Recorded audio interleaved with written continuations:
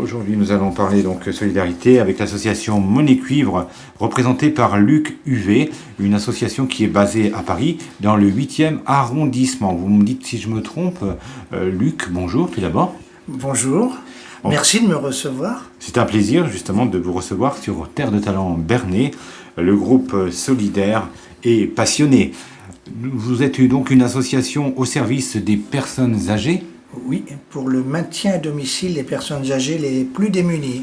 Les plus démunis, d'accord. Alors justement, à ce propos, j'ai creusé un petit peu et j'ai trouvé quelques chiffres qui peuvent être très intéressants pour mener notre entretien.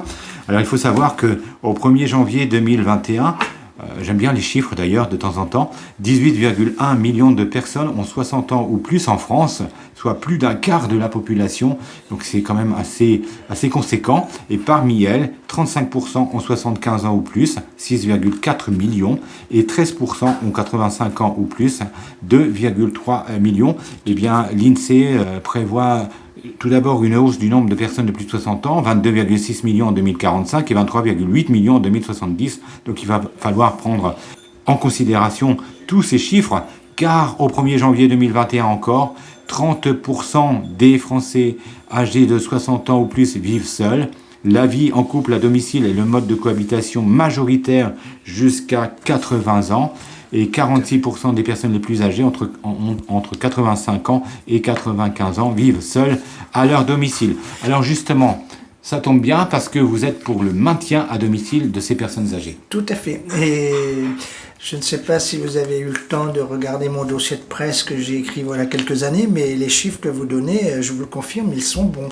Voilà, je n'invente rien, c'est du réel, c'est du concret. Donc comme je disais, il va falloir sérieusement prendre en considération tous ces facteurs, puisque la population française, comme celle de certains pays qui nous entourent, est une population vieillissante.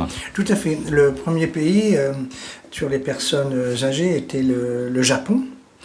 C'est là où les personnes âgées sont en nombre énorme, mais dans nos pays dits européens, le vieillissement est de plus en plus présent et malheureusement pour certaines personnes qui se retrouvent en précarité. Et on ne peut pas tout à fait comparer le Japon avec la France, parce que je crois savoir qu'au Japon, le mode de vie culturel en tout cas est différent, et il y a des modes de solidarité avec les personnes âgées qui sont beaucoup plus développés qu'en France. Tout à fait. Il y a une solidarité énorme au Japon. Alors justement, vous êtes pour le maintien des personnes âgées à domicile. Et pour quelles raisons concrètement ? Je dirais, pour faire très court, en 2060, nous aurons environ 5 400 000 personnes dans les 85, voire plus de 90 ans. Et sur ce chiffre-là, malheureusement, il y aura à peu près 75% de personnes dans le besoin. Oui. Et est-ce que, Luc, c'est pas vous qui allez me dire le contraire, les personnes âgées, lorsqu'elles peuvent bénéficier du maintien à domicile, elles vivent mieux ? Tout à fait. Elles vivent mieux qu'en institution. Alors, elles vivent mieux dans l'institution, et là aussi c'est une très bonne question que vous me posez. Elles vivent mieux, c'est une certitude, mais il faut savoir aussi qu'il ne faut pas aller contre les maisons de retraite, les EHPAD et tout ça. Bien entendu, il en faut, et heureusement qu'elles existent. Mais une personne qui rentre en maison de retraite a aujourd'hui, statistiquement parlant sur le plan national, 18 mois après, la personne décède. Oui. Sur le nombre de toutes ces personnes. Les statistiques le confirment. Oui. Donc c'est le fait du manque de repères, une forme de solitude aussi qui peut s'installer. L'isolement est total. La tristesse. Tout à fait. La tristesse. Des proches qui s'éloignent aussi parfois. Tout à fait. Ils n'ont plus que leurs compagnons de vie qui sont avec eux. Voilà, encore une fois, il faut respecter vraiment ces maisons de retraite. Et pas, parce qu'il faut dire qu'il y a du personnel, qui fait un travail formidable dans ces maisons de retraite, dans ce qu'on nomme EHPAD. Mais tout à fait. Heureusement, il y a des personnes qui font très très bien leur travail. Mais c'est le manque de moyens qui fait que... Voilà. Et il ne faut pas ignorer que ces personnes, quel que soit leur qualité de vie qu'elles ont eu antérieurement. Il y a des gens qui ont eu des postes à responsabilité, il y a eu des gens plus pauvres, donc toutes ces personnes-là se retrouvent parfois dans des maisons dites spécialisées. Et les personnes les plus démunies, je dirais, mais la plupart, qu'est-ce qu'elles pensent? Elles pensent qu'à leur passé. Mais un cerveau de 80 ans, il faut toujours le faire travailler pour le projeter vers autre chose. Il faut l'entretenir. Voilà. Il faut entretenir ses acquis par rapport au maintien à domicile. Eh bien, la maison de retraite, on parlait de la précarité des personnes âgées, toutes n'ont pas les moyens de rentrer en institution parce que ça a un coût. Bien, malheureusement, quelquefois, c'est le bien immobilier qui passe. Ça, c'est un sacrifice douloureux. Bien oui, et pour connaissance de cause, parce que j'ai exercé la profession d'agent immobilier à Paris pendant 36 ans. Donc, quelquefois, ça me déchirait le cœur, franchement, de prendre des mandats à des personnes qui me disaient « Mais, monsieur Huvet, je veux rester chez moi ». Oui, parce que c'est dur, ça. C'est toute une vie qui s'en va, qui s'éloigne de leur horizon, et c'est profondément atroce. C'est vrai. C'est pas toujours évident pour certaines personnes. Mais, encore une fois, il y a des maisons spécialisées qui sont très bien. Je remercie justement au passage toutes ces personnes qu'on a appelées donc justement les blouses blanches et qu'on a mis beaucoup en avant pendant la période Covid. Exactement. C'est vrai. Alors Luc, oui. C'est un bel objectif, celui de vouloir en tout cas faire en sorte de maintenir le plus longtemps possible les personnes âgées à domicile, mais comment vous y prenez-vous? Alors, voilà, ça c'est une bonne question. On rentre dans le feu de l'action. Voilà. Bien écoutez, j'ai eu plusieurs petites directions pour essayer d'aller chercher, comme on appelle, de la collecte de fonds. Aujourd'hui, je cherche autre chose, mais lorsque j'ai exercé mon activité immobilière à Paris, j'ai eu la chance de rencontrer beaucoup de personnes, y compris dans le monde artistique, dans le monde du show business, je dirais. Vous aviez des contacts. Voilà, et donc je suis retourné aux sources, j'ai relancé certaines personnes dans le milieu du spectacle, et je me suis dit, tiens, je vais faire des concerts et des spectacles, et une partie des bénéfices viendront à l'association pour venir en aide aux personnes âgées les plus démunies. Pour financer des actions. Donc, comme j'ai eu cette possibilité, et aussi certainement la chance, je ne sais pas, mais j'ai contacté le ministère de la Culture et ils m'ont donné donc ma licence de concert, d'organisateur, entrepreneur de spectacle et de producteur.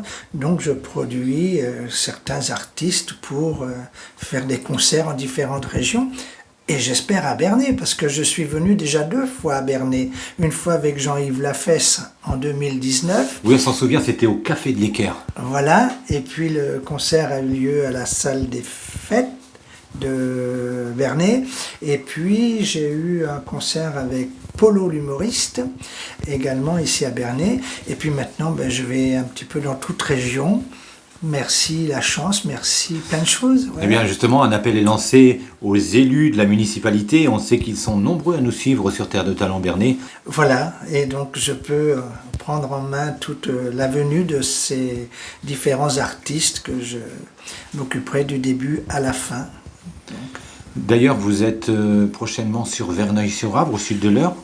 Je passe avec le Jean-Claude Borelli, donc, qui est connu pour sa trompette d'or depuis tellement d'années. Et Jean-Claude vient à Verneuil-sur-Avre le 29 septembre pour un concert en l'église Verneuil, c'est l'église de la Madeleine, en plein centre-ville. Ben, tout à fait, c'est voilà, une très, très bonne nouvelle pour réchauffer les cœurs par ce climat un petit peu déjà automnal à l'avance.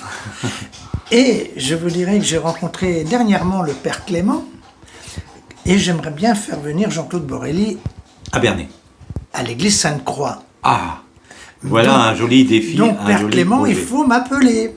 Oui, si le père Clément est à l'écoute des réseaux sociaux et particulièrement de Terre de Talent Bernay, Il faut appeler Luc. Voilà.